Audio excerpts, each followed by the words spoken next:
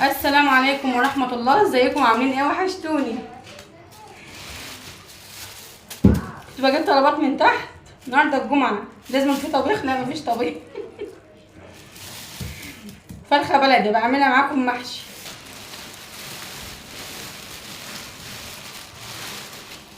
جبت سمك وشويته في السوق. انا ببقى شوي على البوتاجاز بيبقى حلو، بس انا قلت لا هشوي في السوق بقى ايه عشان ما اقفش احبط نفسي. للسلطة شبت وكزبرة.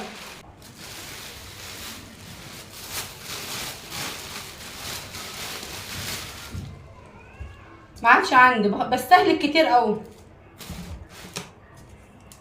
سلسال حلو، مبقاش فيه ريحه زفاره ولا حاجه. جربت كتير، ارتحت له بصراحه، بحبه. كمون. جبت كوبايات 25 جنيه، حلوه مش وحشه. ممكن للقهوه، بس انا جايباها عشان الشاي، بس مش للبيت. مثلا مش جايباها عشان البيت. ساعات بنبقى نازلين ومثلا حد بيعمل شاي واحنا مستعجلين ننزل نعمل فيه. على قد كوبايه بس، اللي عايز ينزل بس. مش كلنا. حلوه والله. جبت قلقاس. جبت 2 كيلو ونص ب50 جنيه، لقيت الكيلو ب20 جنيه. حلو، انا بحبه قوي.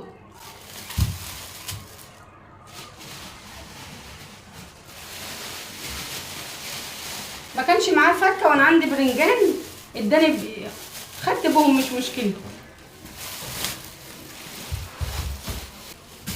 جبت خيار كيلو ب15 جنيه،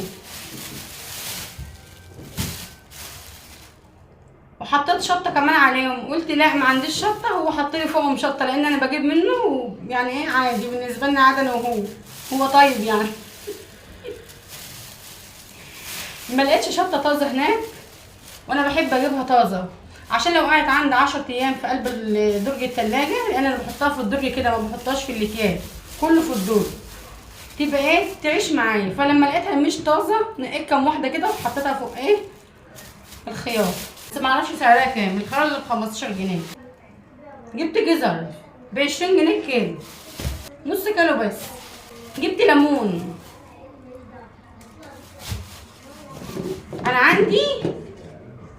عندي اهو لسه بقاله شهر بيغيب، لو قعد مده بيغيب اهي. انا بقى بغسل العلبه، بس العلبه ايه لسه غسلاها ايه نضيفه، مفيش فيها حاجه.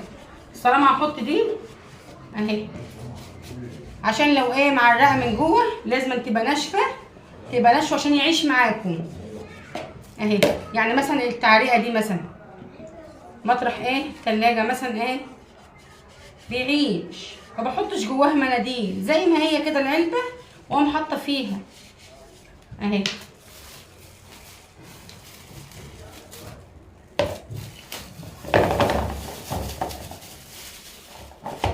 هسيب القديم بره عشان هعمل ايه سلطه للسمك اهي. لو قاعد ايه جربوه. وكده شرفتكم الفيديو، ما جبتش حاجه تانية. النهارده الجمعه والمحلات كلهم قافله، معظم المحلات بتبقى قافله عندنا يوم الجمعه، مبقوش فاتحين، كلهم بيأجزوا يعني. فقليل لما تلاقي ايه محل فاتح. بس انا قلت لا مش طبخه النهارده، ايه اريح نفسي شويه من الطبيخ. اعملوا زيي. مع السلامه.